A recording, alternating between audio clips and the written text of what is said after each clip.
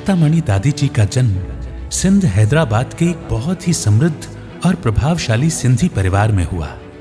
ब्रह्मा बाबा के लौकिक परिवार के बाद दूसरा एक शांतामणि दादी का ही परिवार था, जो सपरिवार ईश्वरीय सेवा में समर्पित हुआ। यज्ञ के शुरुआती दिनों में जब ओम मंडली को 5 बहनों के नाम कर ट्रस्ट बनाया गया, तो आप भी उनमें से एक थी। जब दादी जी यज्ञ में आईं, तो आपकी आयु मात्र 12 वर्ष थी।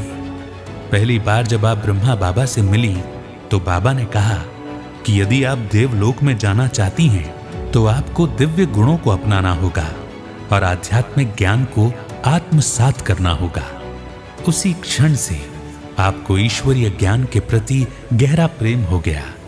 आप नियमित रूप से बाबा के पास जाने लगी और बड़ी उत्सुकता और उत्साह के साथ आध्यात्मिक ज्ञान का अध्ययन करने लगी। चूंकि आप में शुरू से ही शांति, धैर्य और गंभीरता के संस्कार थे, ब्रह्मा बाबा दादी जी के लिए कहा करते थे कि जब से ये बच्ची संगठन में आई है, इसने अपने शांतिपूर्ण और प्रेमपूर्ण स्वभाव के कारण विभिन्न गुणों का प्रदर्शन किया है। बाबा दादी में सच्चाई और ईमानदारी के गुणों के कारण उन्हें सच्ची कौड़ी कहते थे। बाबा उन्हें हर की पौड़ी भी कहते थे, अर्थात जहां दुनिया भर से तीर्थयात्री खुद को शुद्ध करने के लिए पवित्र जल में डुबकी लगाने के लिए आते हैं, वहीं दादी शांतामणि जी भी हर की पौड़ी की तरह ही थी, जो अपने जीवन के अनुभवों और आध्यात्मिक ज्ञान के अमृत के माध्यम से उनके पास आने वाले हर किसी के मन को शुद्ध कर देती थी।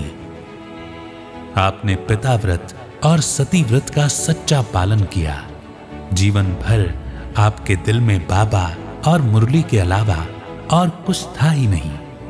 कराची पाकिस्तान से भारत स्थानांतरण के बाद आप बेहद सेवा के लिए अनेकानेक स्थानों पर गए।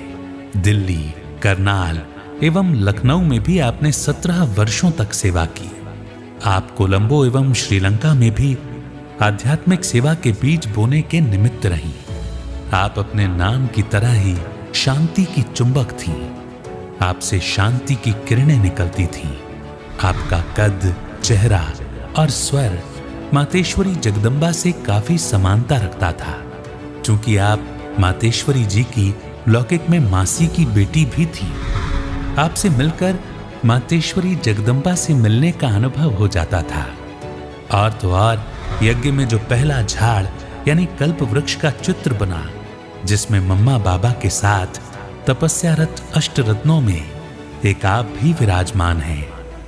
ब्रह्मा बाबा के अव्यक्त होने के बाद आप लखनऊ से वापस आ फिर अंत तक स्थायी रूप से मधुबन में ही रहीं। ज्ञान सरोवर और शांतिवन निर्माण में भी आपकी मनसा सेवा का विशेष योगदान है। आपका मंत्र था एक ईश्वर में विश्वास के माध्यम से शक्ति, और इस मंत्र के आधार से आपने अपने जीवन को अंत तक सेवा में लगाया। बीमारी में भी आपके चेहरे पर शांति और मुस्कुराहट झलकती रही। कम शब्दों में मुस्कान भरे चेहरे से दृष्टि मिलन करते हुए आप हर मिलने वाले के दिल पर गहरी छाप छोड़ देती थी। तन और मन से अंत तक सेवा में एवर रेडी रहे 87 वर्ष की आयु में 15 जून 2010 को आपने इस भौतिक देह का त्याग कर संपूर्ण अवस्था को पाया। भले आज दादी जी साकार रूप में हमारे बीच नहीं हैं, लेकिन आपके जीवन के उज्जवल चरित्रों की कल्याणकारी स्मृतियां सदा हमारे साथ रहेंगी। ऐसी महानुभाव, त्यागी, तपस्वी मूर्त आत्मा को हम दिल से श्रद्धा सुमन अर्पित करते हैं।